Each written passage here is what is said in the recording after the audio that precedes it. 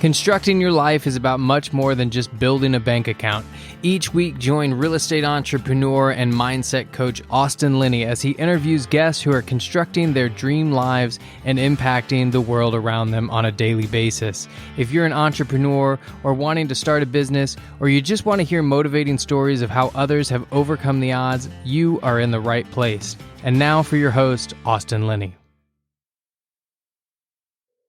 Guys, welcome back to Construct Your Life. This is Austin Linney here. I have the only man that's come on the podcast that's better looking than I am.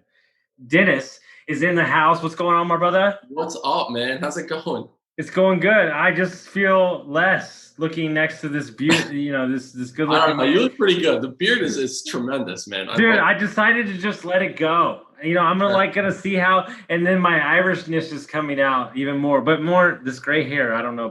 I feel you. Yeah. Brother.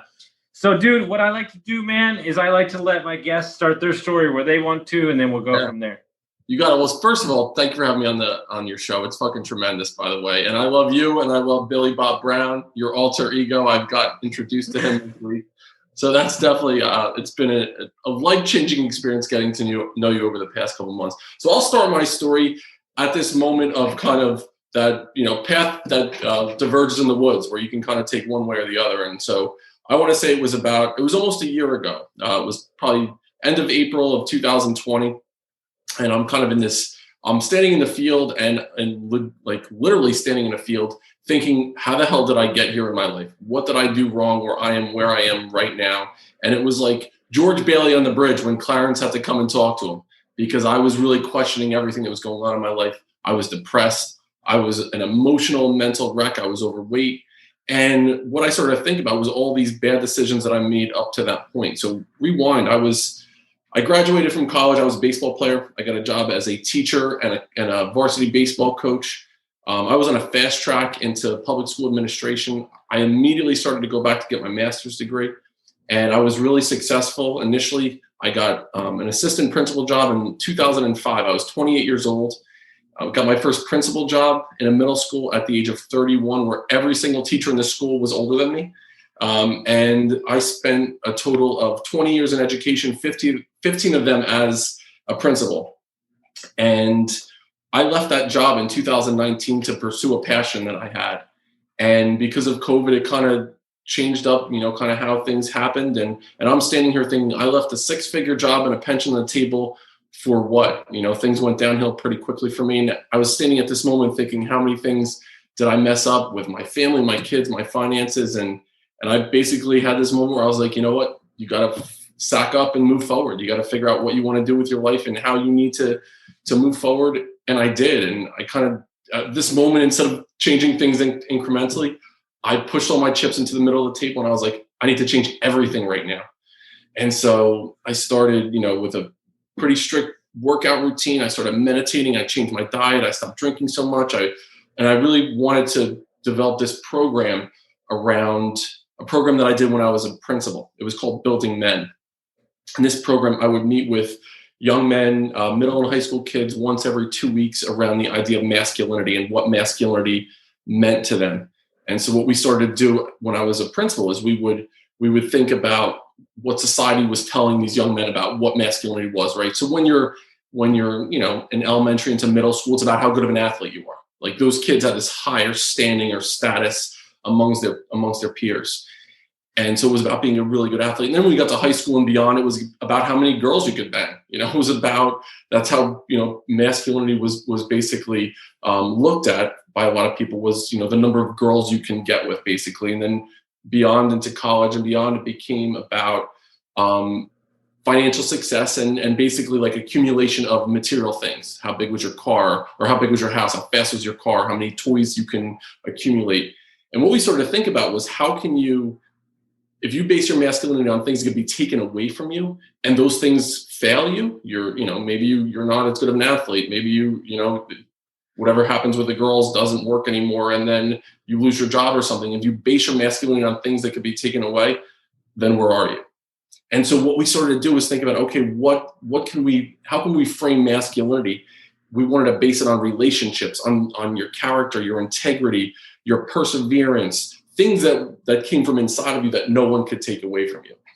And so I was like, this is what I need to be doing. That's my passion. And so how am I going to move in that direction?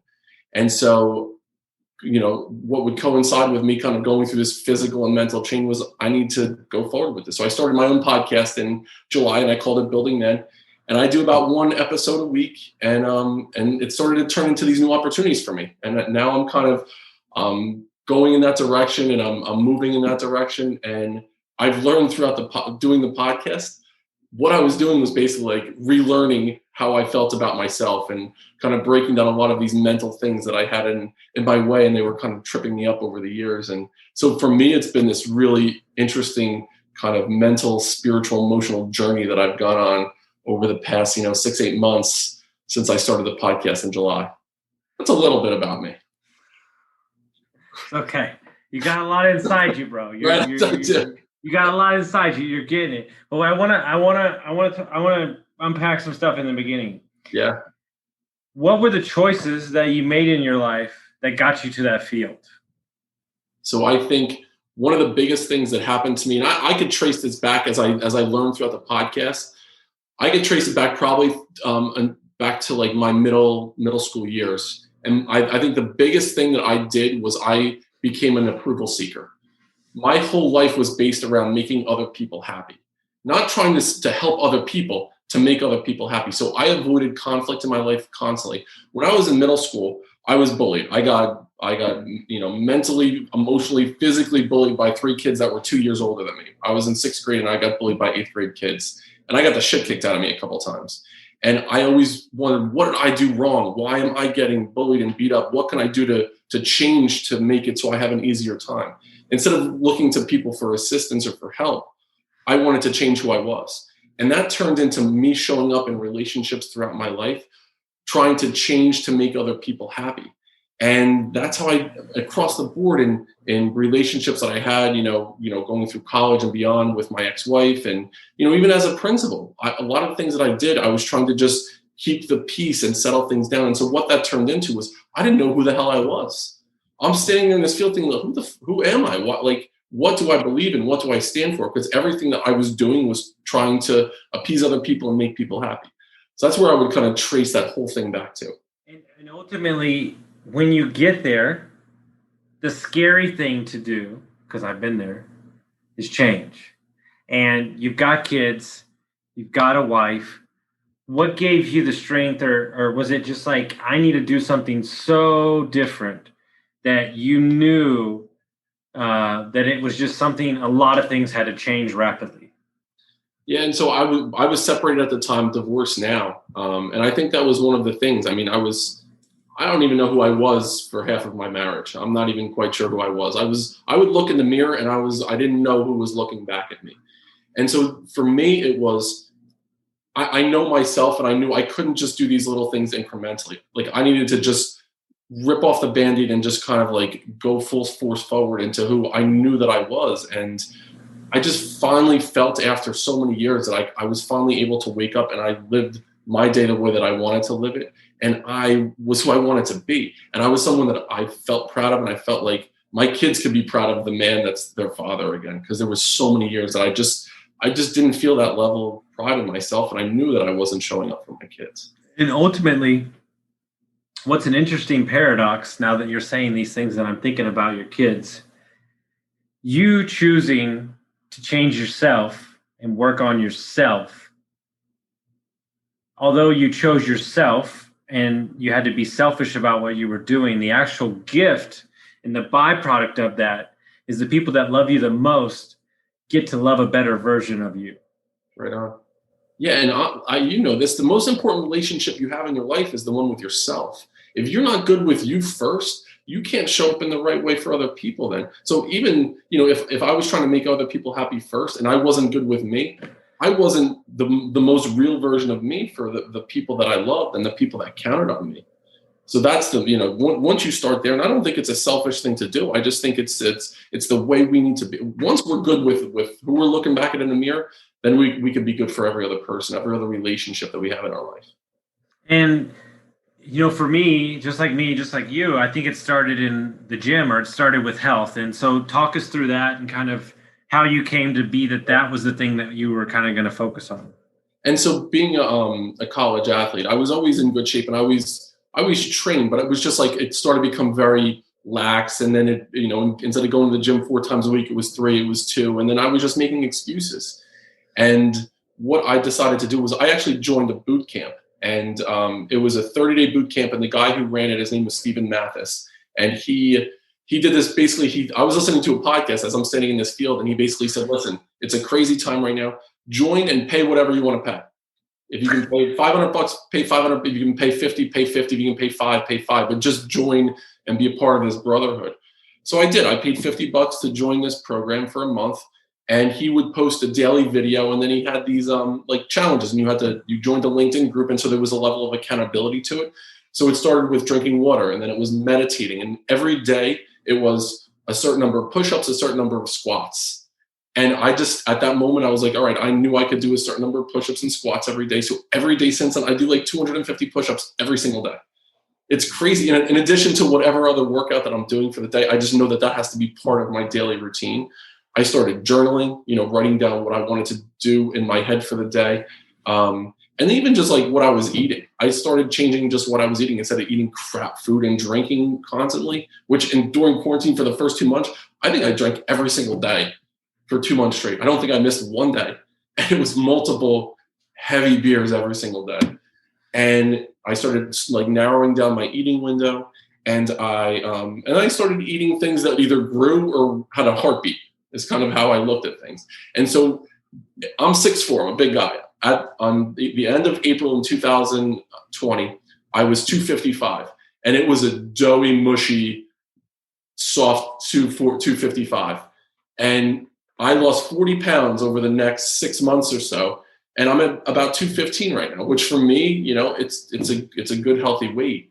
And what I did during the process was, it wasn't just the physical weight that came off. I shed so much emotional and mental and spiritual weight that was like pushing me down. And I was like, all right, once I was able to shed that, I was able to look in the mirror again and be like, you know what? One, I'm proud of you for what you just accomplished here, but also like nothing's going to hold you back. So figure out what you want to go for and fucking go after it.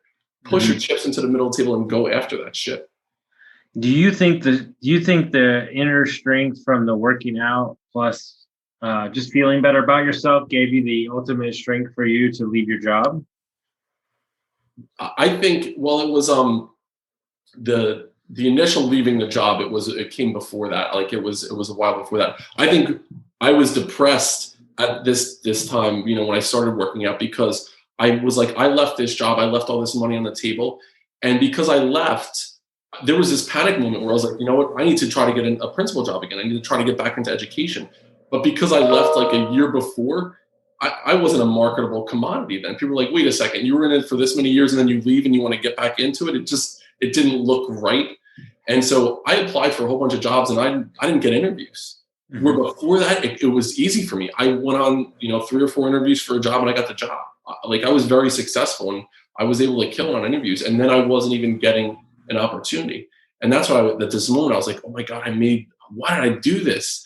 But now looking back, I needed to do it. I couldn't go back into those old habits. I would have kind of turned back into that old version of myself again. I needed to just shed all that and just go towards what I knew I needed to do in life.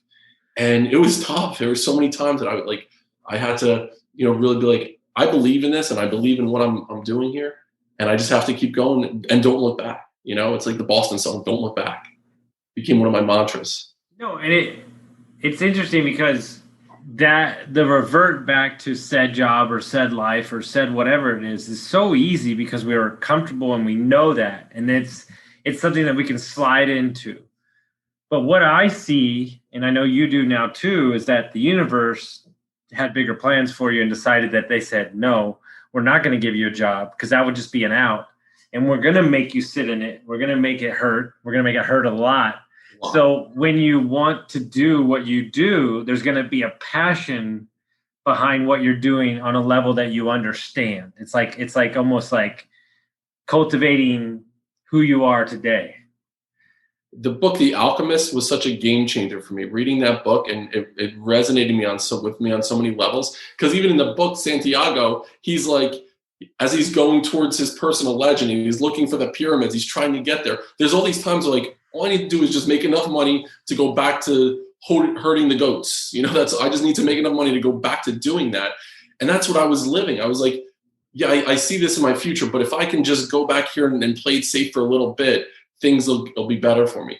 But I recognize that that's not the case. You got to keep going for what you believe in, because that's the only way that it works, is if you're showing up with 100% authenticity. Well, the concept of this is very crazy, because I've got a lot of friends that are a little bit older than me that have spent 15, 13 years getting to a dollar amount where they're very happy with what they're making. But then I had the ultimate conversation. Yeah, but what's your lifestyle like? Well, I know, but I could take a job where I could get the lifestyle I want, but then I would have to drop down $40,000. And so men have a real big problem about losing what that benchmark of that dollar amount says to them. But what they're not looking at is how is it dictating your life, and what is it asking of you? Right. And I think if we restructure our lives and build a different vehicle, maybe you're making 120, less, than 160, but it's not asking as much out of you. And I think that's easier said than done when you have kids and you have bills and everything. Right. But it's a very important conversation that I don't think enough people have. And the other thing that happens too is once you're going down that path and you start to realize, like, people that you connect with, and I've connected with so many people over the past couple of months, not in any, they weren't looking for any financial gain, but in this world, like, people are just interested in helping other people because it just feels good to help other people. Not the approval seeking, not doing it to make people happy. You get this inner feeling of like, I'm doing something, I'm putting this good vibe out in the universe. And when you could like jump to the top of a wall and you could reach out and help somebody, help them climb up, it's a really rewarding feeling. But the other thing that happens is you start to make these connections that you would have otherwise never had the opportunity to make. And I've made so many connections over even the past month where I was like, wow, like it's starting to manifest now. Like, these things that I put out there are really starting, I'm seeing it kind of come to light where I need to be. That whole idea of the personal legend, I see it in front of me now. It's an unbelievable feeling. Mm-hmm. And I think ultimately it's more in line with who you are as a person. And so in your personal life, away from your job, you're going to show up healthier, happier, more fulfilled, and then everybody benefits from that. And it's this dichotomy versus unit count, or I'm going to get this many houses, or I make this much money, that we attach our identity to it, and ultimately it doesn't even mean anything. Right, like that whole point about things that can be taken away from you.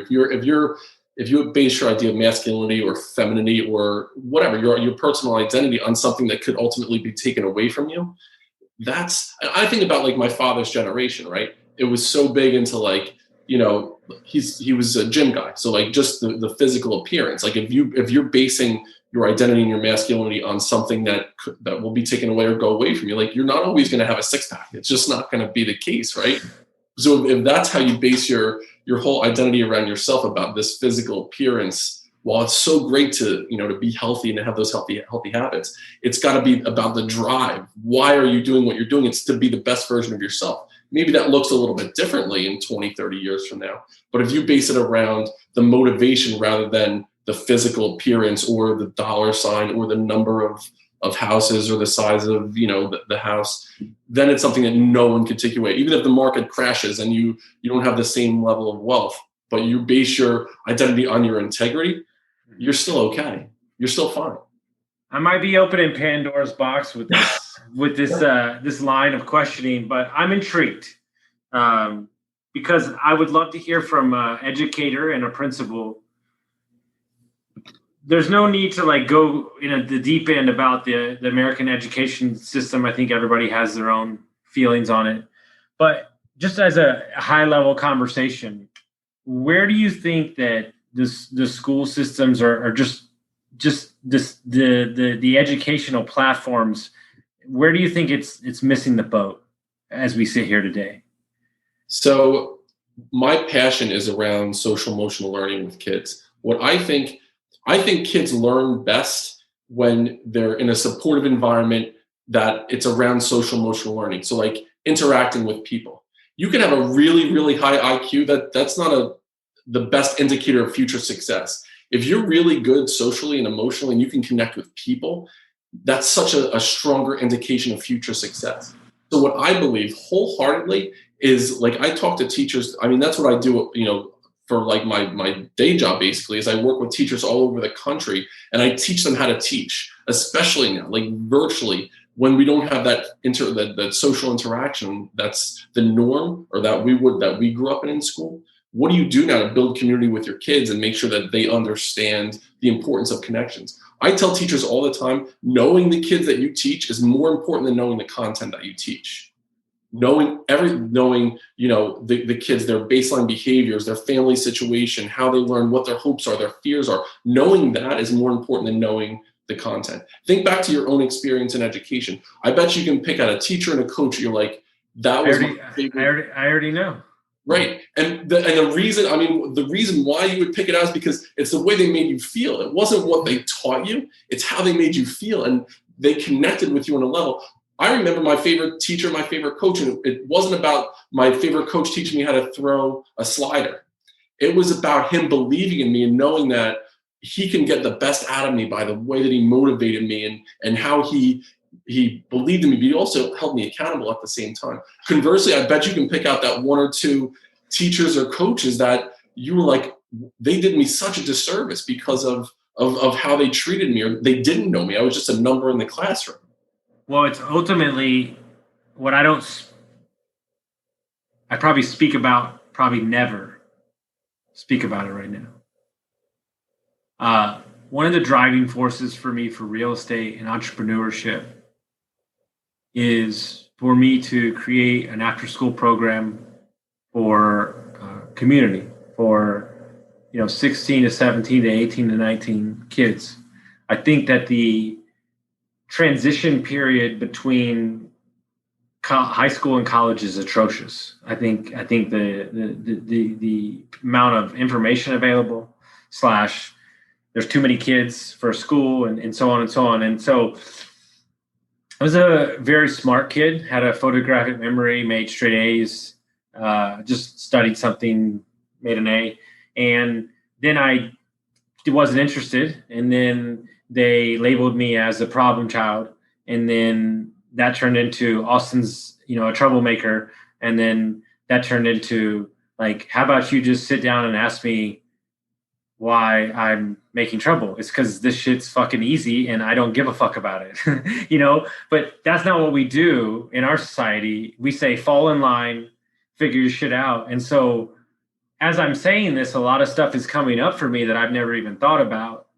That is really the root of my addiction, that maybe I don't put a hand on it ultimately, but it's one of those things where if it happened to me, like I know it did, I can only imagine how many times it's happening to other kids. Right. And that's so deep to think about, just these little things that happen. And the other thing I think about too is, as kids go through traumatic experiences in their life, it rewires their brain. So it's called an adverse childhood experience. ACE is the acronym for it. And it's some event that happens between 0 and 18 years old. That it could be divorce, it could be sexual or physical abuse, it could be homelessness, parent losing a job, alcoholism in the family, some traumatic event. It's tough enough when a kid has to go through one of those, but when they go through several of them, basically it's toxic trauma for these kids to go through, and it rewires their brain and how they show up as adults. And so when we think about the kids that come out of high school, like you're mentioning, that have addictive behaviors, or they start, going down the wrong path in one way or another, a lot of it is because of these traumas that they experience as kids. So it goes back to my point about, it's so important to get to know them, to know something about them, because if there's some behavior that's off of their baseline, we need to jump in there and help them out. So you mentioned you were boarding school, you were bright, and the education system was creating cookie cutter kids. Everybody needed to fit into this certain box. You needed to get a certain score on a standardized test. And that's what, it became, right? And so humans have these 5 developmental needs that I try to talk about when I work with schools. And they have a need for autonomy. You have to make sure that your voice is heard. You want to make sure that people are listening to, that you can speak your truth. the need for competence, to feel good at doing things, the need to have fun, the need to build relationships, and the need to feel safe. So as a teacher, as a coach, what you need to do is make sure that you're meeting all these needs for kids on a regular basis. So, with a lesson plan, teachers have their objectives and this and that. I'm like, but what are you doing to meet the needs of the kids? What are you doing to make sure that you're helping them build relationships, to feel competent, to make sure their voices are heard, and then to have fun?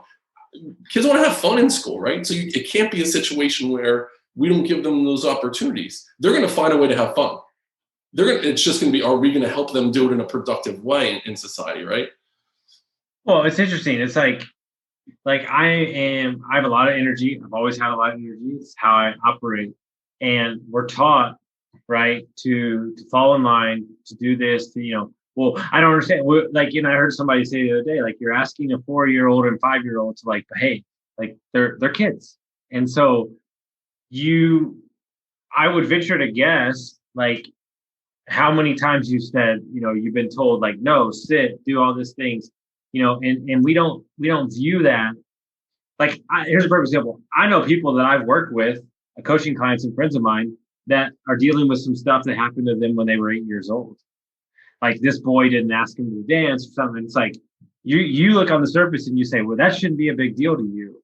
But it is a big deal to them. And so we've got to understand that as we peel back the layers of who we are, and I'm sure this is what your program talks about, is just kind of getting into that realm and making sure that the decisions and these things that happen, which can be reprogrammed, are not the reason that you don't get to where you want to go in them. Great. And that whole, what you mentioned, somebody had, when they go back to that point where they remember something that happened to them when they were 8 years old, I still think about I did a podcast episode. It was about seeking approval. And I started the episode and I said, my name is Dennis and I'm a recovering approval seeker. And I trace it all the way back, not only to that experience of bullying. And when I tell the story, I got choked up because I went back to a 12-year-old me running home from the bus stop before I got my ass kicked. And I couldn't tell anyone. I didn't have anyone that I felt like I could go to. I couldn't even tell my parents because I felt like, and this is a whole nother deep dive into the whole, masculinity thing as well, where I felt like I needed to suck it up and go fight this guy, or I wasn't a man in my father's eyes. And so there's a lot of baggage there. But even going back to, just the way that you feel during those situations, and it digs deep into your psyche. And sometimes, like you just mentioned, when you're thinking about your own experience in school, sometimes it doesn't come out until years later.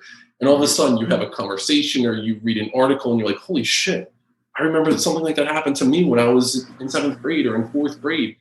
And then now you have to deal with it as an adult. It manifests itself in such a way that, it comes out in a physiological way as an adult. So that's why it's so important that we take care of the kids and we help them understand, we know them. We want them to know the content, obviously, but we want them to know that we know them as students. And before we wrap it up here, what I mentioned 2 months ago, maybe 3 months ago, give or take, maybe 4, I don't know. I've seen a new side of you. I've seen, an internal passion to explore stuff outside of said job. That is for you. And I don't want to talk about the course because it's amazing, but I want to talk about a more on a deeper level. Having the avenue away from your regular job and creating something that's just yours. What have you found out about yourself, and more importantly, what has that done for your passion and everything? I think the thing that I found out about myself was I need to let myself, I have to give myself the grace to be okay with, okay, I'm here in life. And however I got here, my life right now is an accumulation of every single decision I've ever made. That's why I'm here right now, right? Some of those were great decisions. Some of them were horrible decisions, but I'm here now. So I could either think back with this idea of woe is me or whatever in this depressive way, or I could look forward in a really anxious way, where I could say you know what I have today? I'm going to own the day today. I'm going to do everything I can do today. And the other thing I need to do is be vulnerable. I need to be okay with, we talked about, you said, hey, post those pictures of yourself, the before and the after. And I was like, oh man, I don't know. Like I felt really uncomfortable doing it. You're like, people need to understand who you are as a person. If you're ever going to get people to believe in you, they need to understand who you are. So the one thing that I've learned about myself is I'm okay with being vulnerable now. I'm okay with putting myself out there a little bit more than I had before. Because in this approval seeking way, I felt like I had to look a certain way, sound a certain way. But you know what? Be you. Be the authentic version of yourself. If people don't like it, that's their fucking problem, right? It's not, that's fine. I'm okay with that now moving forward. So being able to just be me and be vulnerable, that's okay. It's interesting, right? In my early stages of the podcast and kind of just the early stages of this whole transformation, probably earlier this year, I was at a real estate meetup, and these are like some big, heavy hitters, right? Big wholesalers. Guy sitting across the table is newer to wholesale, and he's just saying these like negative words about himself, like over and over again. Like I called him out, like right off across the table. Like I was like, dude, you're being a fucking son of a bitch. You're being a motherfucker. Like, and everybody was like, stop what they're doing. And they're like, you don't even know that guy. And I was like, I know, but I need to stop him from what he's saying about himself because it's not okay. He's a great dude. He's a great dude. And everybody just burst out laughing, and they're like, oh, damn. But in that moment, as I'm saying it now, there's something so real about me being me that no matter how much money they had or what car they drove, that I decided to be me in that moment. And as I look back on it, it's almost a signal to me that who I am is okay, but ultimately is going to get me around the people that I want to be around. And I think enough people don't focus on, they're trying to like please this person that at the end of the day, you maybe don't even want to fucking be around. Right. And the other thing is once you're you, then it's like every decision that you're making it for the right reasons then, because you're authentic in the way that you're showing up there. You're not worried about what are other people going to think or how's this going to look, or, it's not about the white picket fence then. It's about what you can do to serve other people. And to me, that's, if I could enter every day and be like, I'm going to wake up today and I'm going to be the best version of myself. And if I don't accomplish that, you know what, I'm going to have the same goal again tomorrow. And what I realized too is any moment that you can serve helping someone, not in the reason I want to help someone because it's going to help my bottom line or it's going, that comes, in my opinion, like that works itself out. As long as you're doing it to better someone. I mean, we had a Zoom meeting, a couple months back, right? You weren't trying to sell me at anything. You were just like, hey, let's connect, let's talk. And just knowing you over the past couple of months has been such a game changer for me, just how you were able to, help me kind of hurdle a couple of these barriers that I had, especially with the confidence to put myself out there. I'm a confident person, but I was in this way where not in that way. I'm not going to put anything on social media that might make me look a little bit different. Well, and we still got some work to do. I was going to mention that today, but that's okay. Well, it's for another call. Right. But what's interesting, right, is the universe gives you what you need when you're open to everything being a possibility. And I laugh because I was in Clubhouse the other day talking to one of my buddies, and then my big multifamily dude popped in because he just happened to see me, and he does like $100 million deals like on the reg. And then this kid pops in, and he's 19 years old. 26, and he's an engineer. And he's like, I'm Hispanic, and like I want to create just generational wealth. I want to retire my parents, and I've been sitting on the fence trying to buy a property for 3 years. And for an hour, you had me, my buddy who does $100 million deals, and my other buddy who's a marketing genius, like sit there and pour into this kid. My buddy didn't mean to start the room, or he didn't even need to. Like I didn't know I was going to join. This kid didn't even know us. He popped in, and I'm thinking to myself, like, that one conversation with you, or the one conversation with that guy that you met, is like we sometimes we brush these things off. But maybe that one word or that one sentence or that one podcast can change somebody's entire life.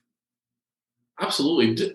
My son listens to your podcast on a regular basis now because it was one of those things that he had a conversation and something you said resonated with him, and it kind of changed his outlook on the future now because of something that you said, and you had no idea you were going to reach a 15-year-old kid in Bordentown, New Jersey, but you did.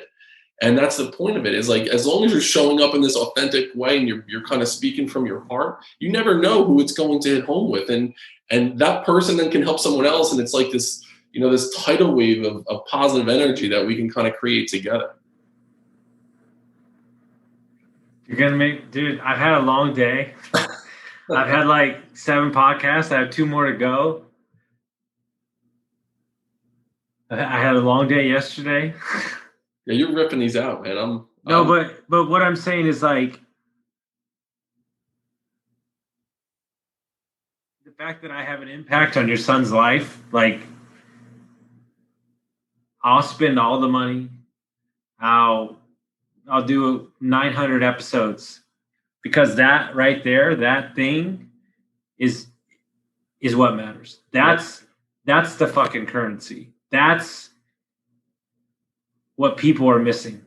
And this is why I do these episodes. It's why I understand that the gravity of me showing up as the best version of myself impacts more than me.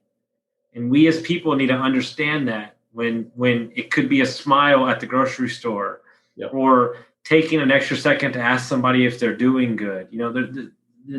I call it the impact ripple, So you throw this little stone out and it just creates this swell, right? And so you could be speaking to someone today that's in a field, listening to a podcast, and he's on his last leg. He's at this, like, I'm ready to jump right now.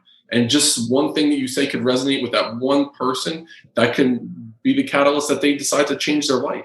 Going back to my initial point, like, I think that's what you're doing right now. And it's such important work that you're doing. And imagine someone that's struggling with addiction, or struggling with, I just listened to the podcast where you said you were in a 50-foot square foot closet with a bed and a fan. Like, somebody could be in that same spot right now thinking, like, there's no way out for me. I can't get out of this. And they're like, you know what? Someone was able to do it.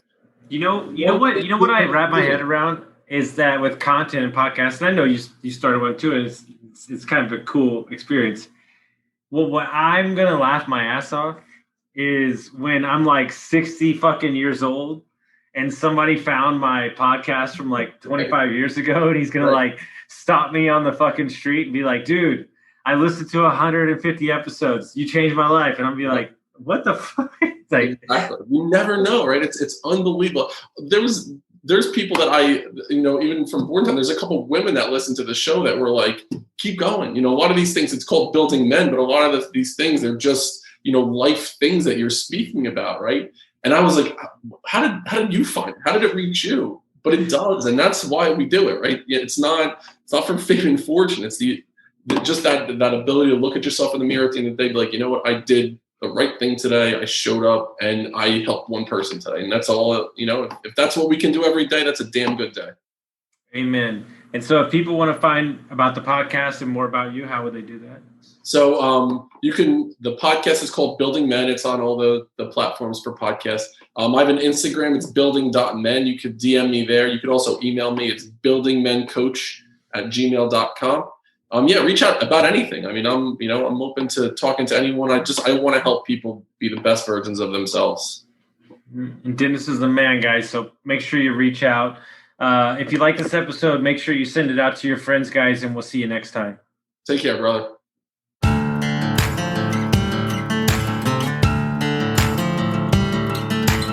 Thank you for listening to Construct Your Life with Austin Linney. If you enjoyed this episode, be sure to rate, review, subscribe, and pay it forward by sharing with a friend.